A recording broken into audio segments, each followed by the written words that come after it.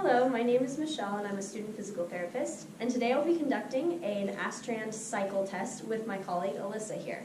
This test is going to help determine VO2 max based on some vitals that I gathered during this test. Prior to warming up, I measured her resting vitals. Her heart rate was at 64 beats per minute and her blood pressure was 102/68. The bike seat was set at proper height at the level of her greater trochanter, allowing for about 25 degrees of knee flexion. She has been warming up for about 2 to 3 minutes now at 25 watts and at about 50 revolutions per minute, which is standard for a cycle test. I will now take her heart rate and blood pressure to make sure we have a normal response to this increase in activity. If I can just grab your hand for me, thank you.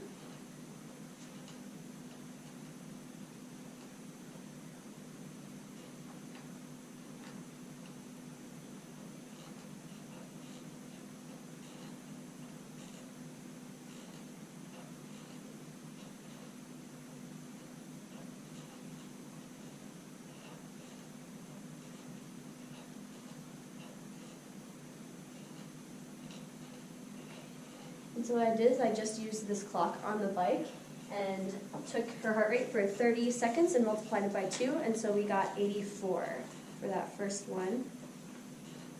And now I will take your blood pressure. You can go ahead and rest your hand on my shoulder. I'm going to stabilize your elbow. And I'm going to take your blood pressure.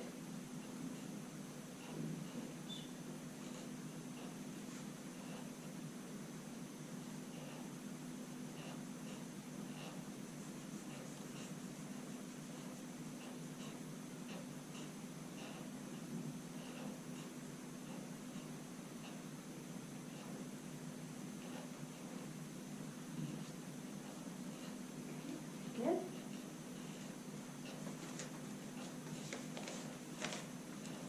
So your blood pressure at warm-up is at 116/70.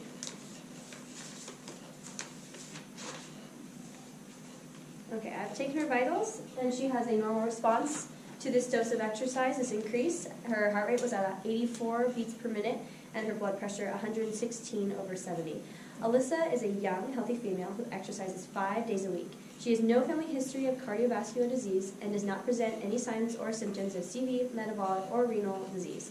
As a result, she has a low CV risk stratification according to ACSM. Medical clearance, therefore, is not necessary, and it is safe to continue with the test. And because Alyssa is fit and active, I will increase the workload to 100 watts, and for the submax exercise test, while she maintains a rate of 50 RPM. I'm going to go ahead and start my stopwatch, and we're going to begin the test. I will continue to monitor her changes in blood pressure and heart rate for the duration of 6 minutes as she responds to exercise.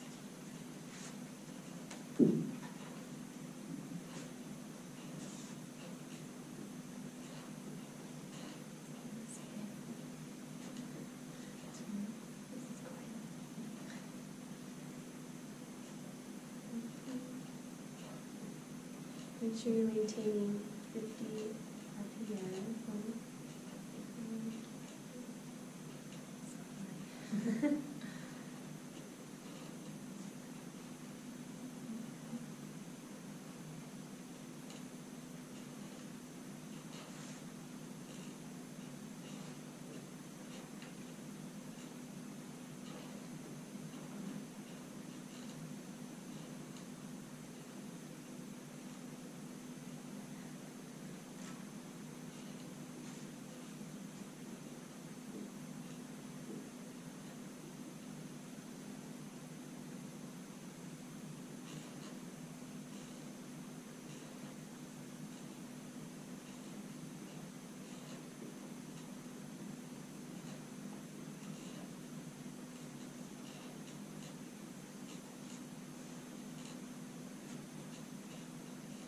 We're almost at the 2-minute mark.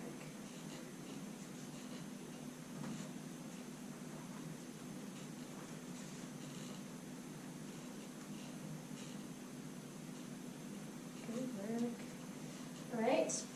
so it's been about 2 minutes. I'm going to go ahead and take your heart rate, but actually before we do that, I have the board scale right here.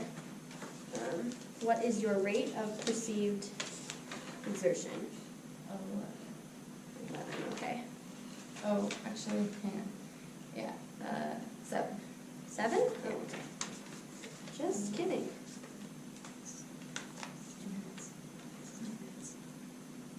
So, 7.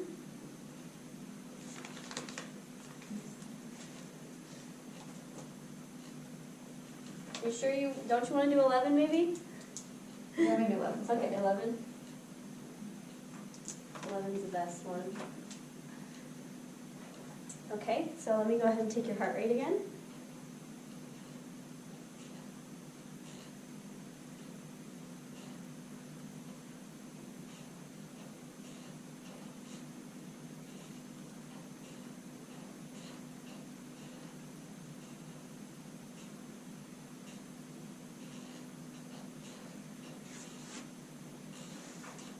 Okay. At minute 2, your heart rate was 122 beats per minute. Now let me go ahead and take your blood pressure again. Okay, I'm going to have you do the same thing. Put your hand on my shoulder. I'm going to stabilize your elbow. Here we go.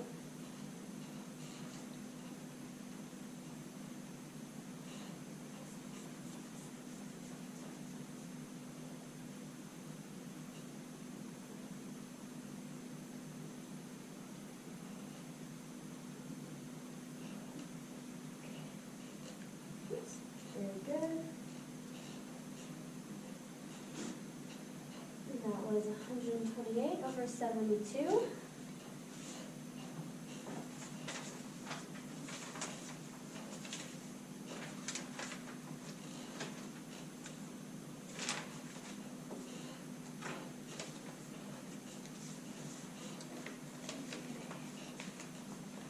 So both of her vitals were what we would expect. Her systolic pressure raised slightly and her diastolic blood pressure just didn't really increase at all, kind of just fluctuated slightly.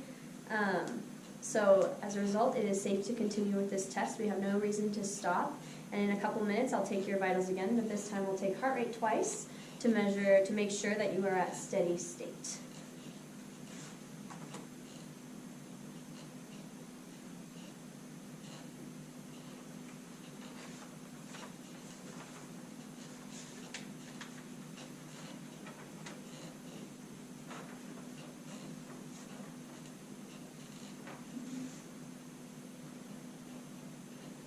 All right, it's been 5 minutes. What is your rate of perceived exertion based on this scale? 14. 14? Okay.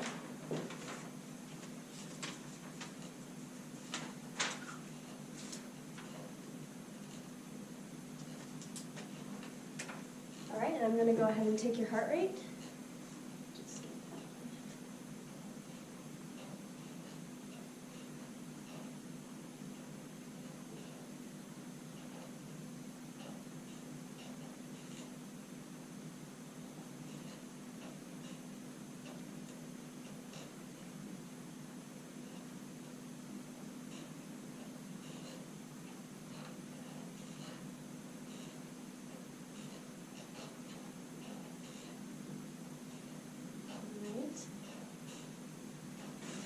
At minute 5, her heart rate was at 136. Now I'm going to take your blood pressure.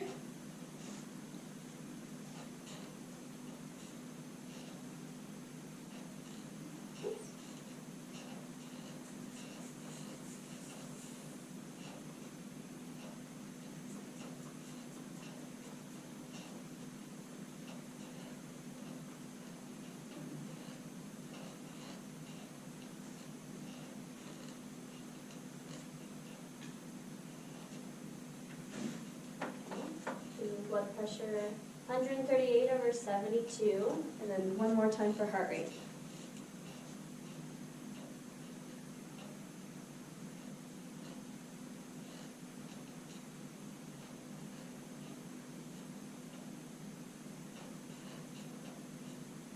This time I'm going to do 15 seconds.